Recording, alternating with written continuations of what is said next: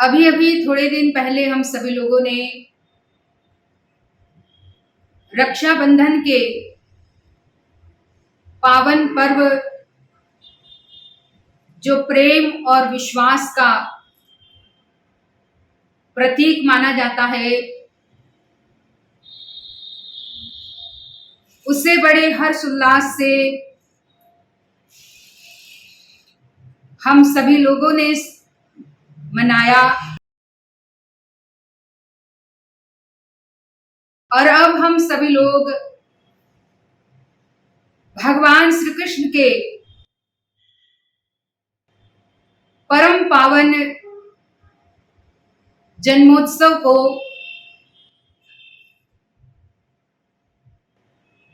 मना रहे हैं, जिसे हम जन्माष्टमी भी कहते हैं, कृष्णाष्टमी भी कहते हैं। हम सभी लोग जानते हैं कि इस धराधाम पर समय समय पर महापुरुषों का प्रागट्य हुआ। हमारे महापुरुषों ने हमेशा से साधु पुरुषों की, संत ज्ञानियों की रक्षा के लिए और दुष्ट प्रवृत्ति के जीवों के संहार के लिए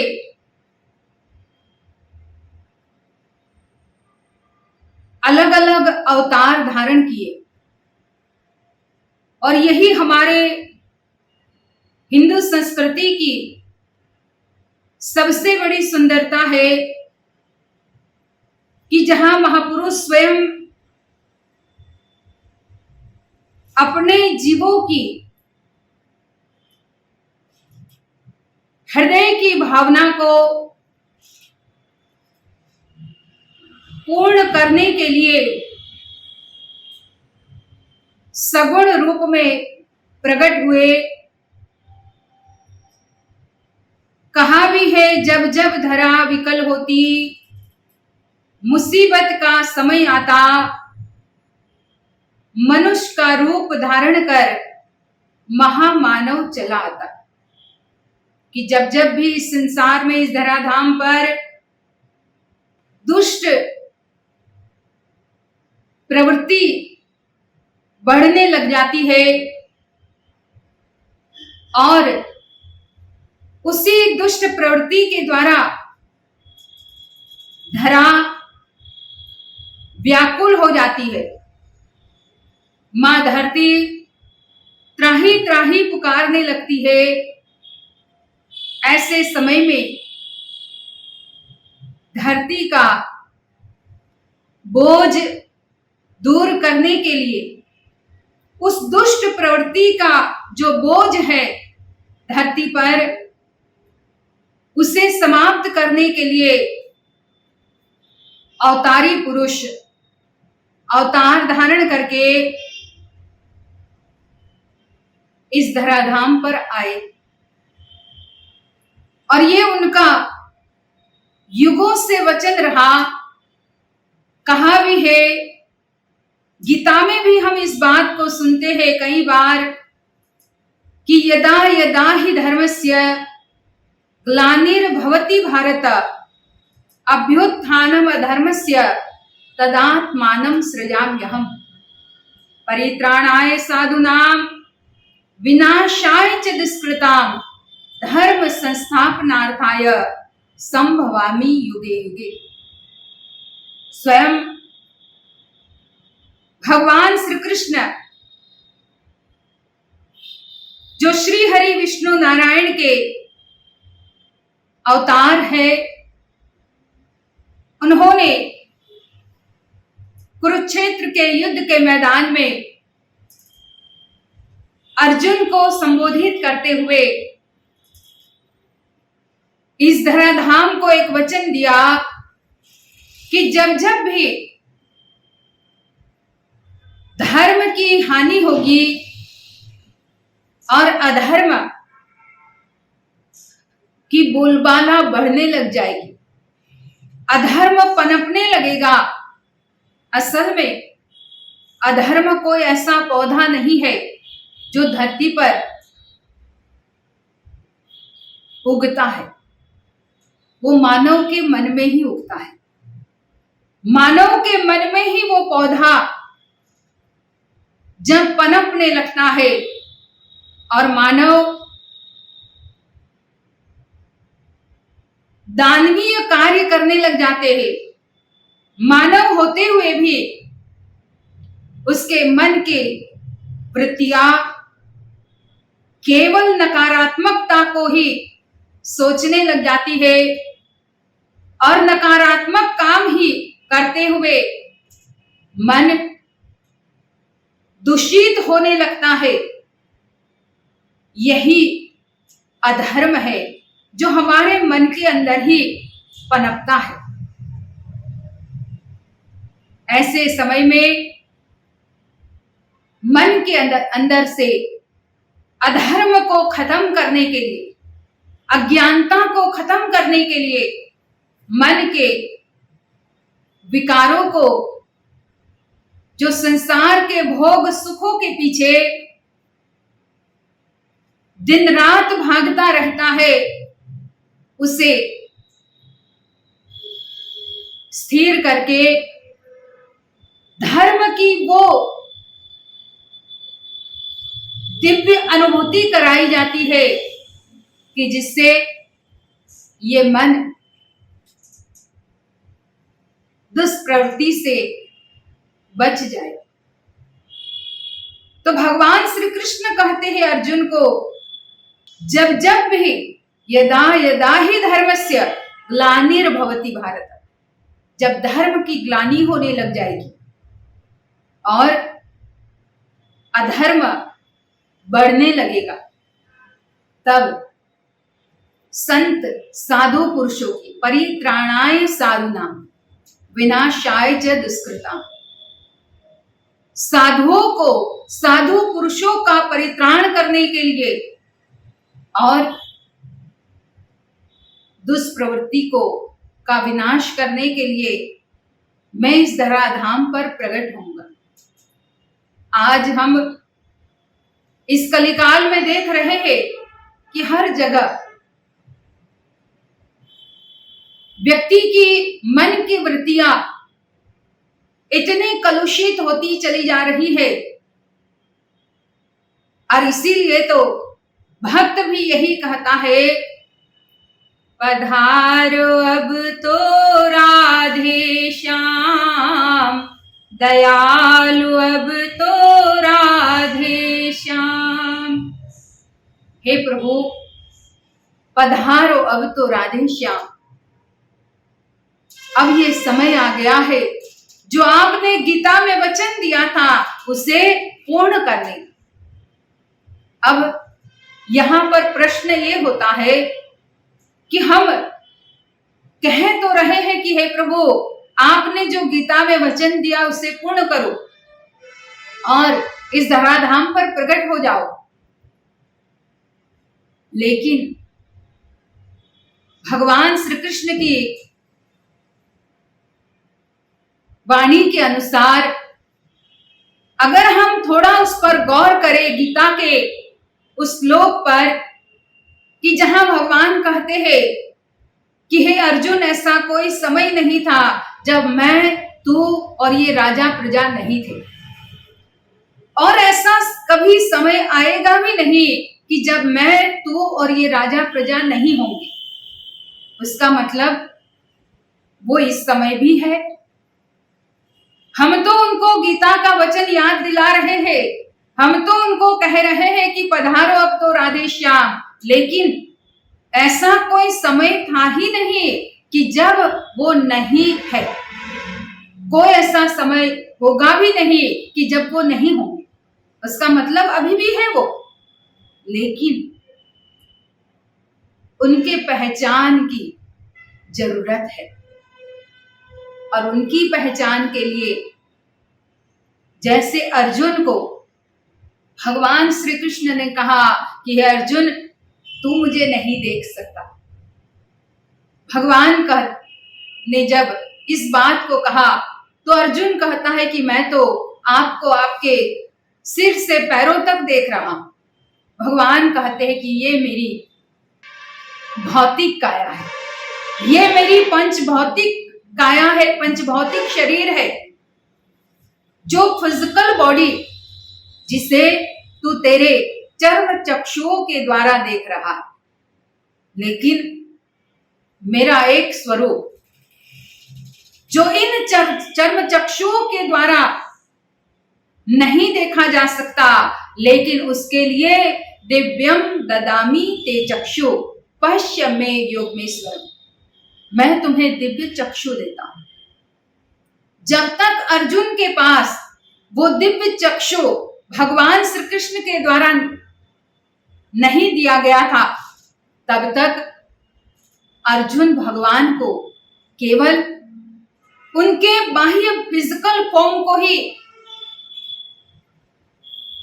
कृष्ण मान करके उनके साथ मित्रता का, रिश्तेदारी का, अनेक प्रकार का नाता निभा रहा था।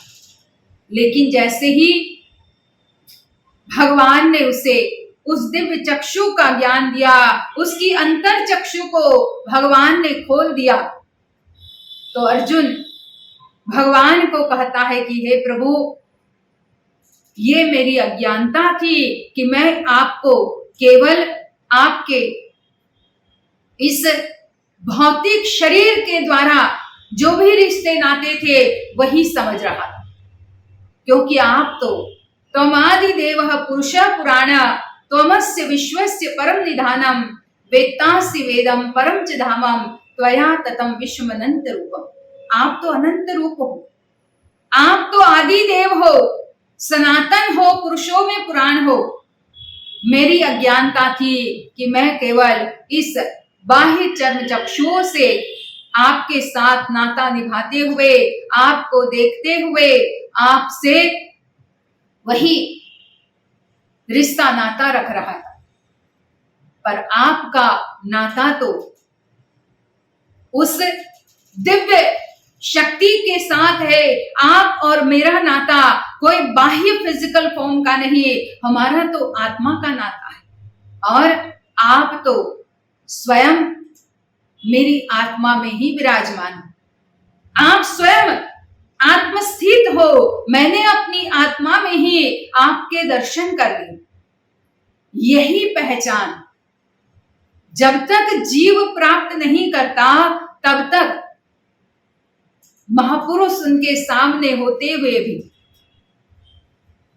वो उन्हें पहचान नहीं पाए, और तभी उनको कहना पड़ता है कि पधारो अब तो राधेश्याम, हे भगवान पधारो, हे भगवान आपने जो वचन दिया है उसे पूर्ण करो।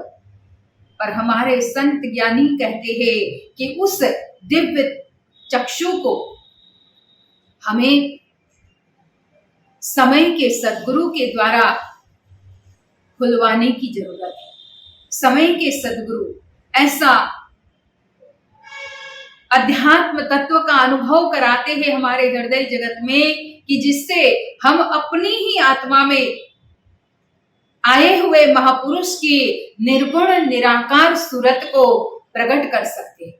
और जब वही निर्गुण निराकार सूरत का एक भक्त पूरे मन, वचन और कर्म के द्वारा ध्यान करता है, पूरी निष्ठा के द्वारा उसमें अपने मन को जोड़ देता है, और ध्यान और साधना के द्वारा जब अंतःस्थित उस दिव्य सूरत का अनुभव करने लगता है, तब फिर वो बाह्य जगत में सगुण रूप में आए हुए महापुरुष की भी तुरंत ही पहचान कर लेता है।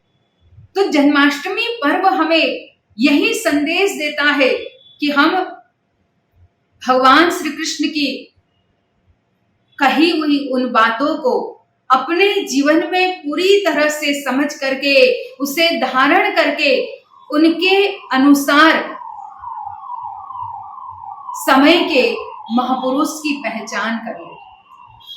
जन्माष्टमी केवल भगवान श्री कृष्ण के कुछ कीर्तन गा करके, रात्रि के 12 बजे झूला झुला करके और नंद घेर आनंद भयो जय कन्हैया लाल की कहने से ही मनाया नहीं जाता।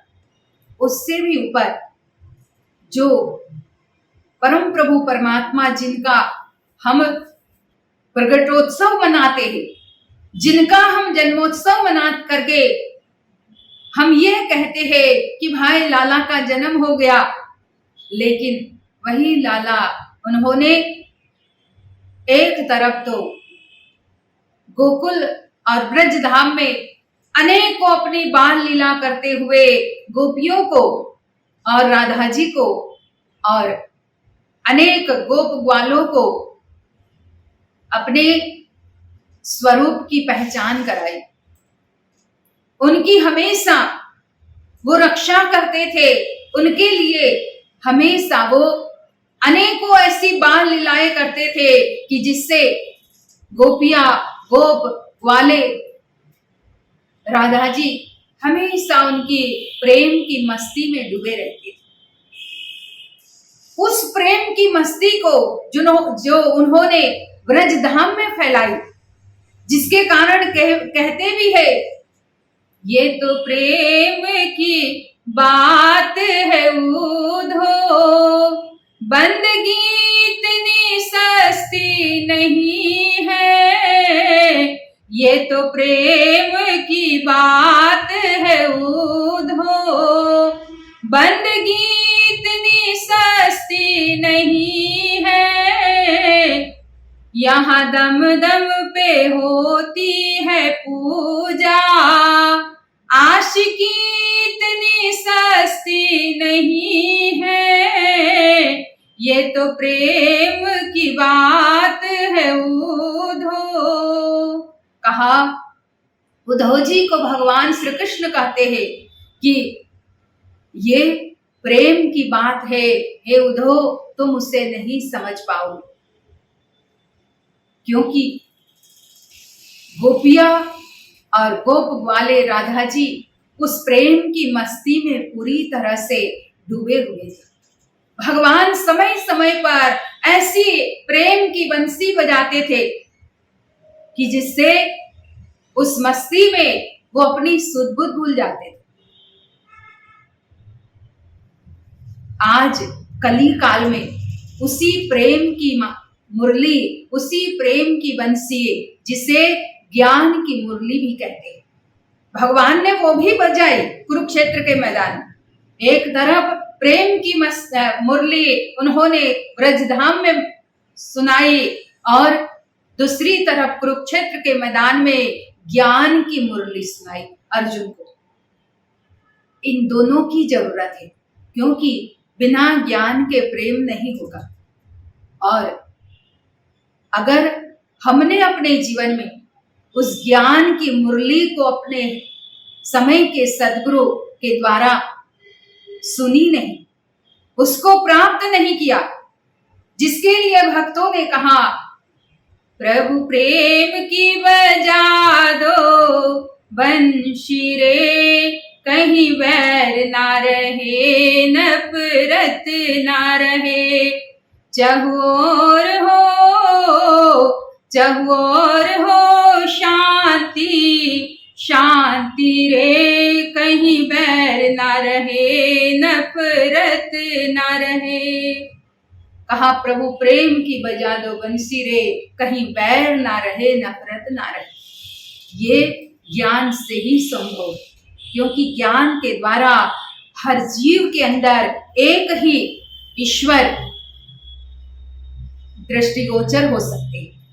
हर जीव की आत्मा में एक ही परमात्मा की शक्ति जीव देख सकता है, और वही तो प्रेम की बंसी है, जिससे कहीं बैर ना रहे नफरत ना रहे, कोई शत्रुता नहीं, कोई नफरत का भाव नहीं। हर जीव सभी के अंदर एक ही परमात्मा की शक्ति को देख पाए। तो ये तभी संभव हो पाता है जब समय के सद्गुरु के द्वारा ज्ञान की उस मुरली को हम धारण करें। और उसके लिए ही ये जन्माष्टमी पर्व मनाया जाता है, हमें याद दिलाया जाता है कि वो तो द्वापर में आए, उन्होंने अनेकों लीलाएं की, लेकिन आज कलिकाल में भी वो किसी न किसी रूप में है। जब उन्होंने कहा है कि ऐसा कोई समय नहीं था, आएगा भी नहीं, तो उसका मतलब इस कलिकाल में भी वो किसी न किसी रूप में है। पर उनकी पहचान कैसे की जाए? जन्माष्टमी पर्व हमें वो याद दिलाता है कि हमें ऐसे महापुरुष की खोज करनी है जो अभी इस समय हमें ज्ञान का सार बता दे। जैसे उद्धव को भगवान ने बताया कि उद्धव तुझे ज्ञान सार समझाऊं, तो हमें वही तत्व अपने जीवन में जानना है। और इसीलिए ये जन्माष्टमी का पर्व हम मनाते हैं और सभी लोगों को जन्माष्टमी पर्व की बहुत बहुत शुभकामनाएं कि भगवान हमेशा हमें अपनी उस प्रेम की मुरली को सुनाते हुए उस प्रेम की मस्ती में ही डुबो के रखे, क्योंकि यही हमारे जीवन का परम लक्ष्य है। इतना कहते हुए मैं अपने विचारों को विराम देती हूँ।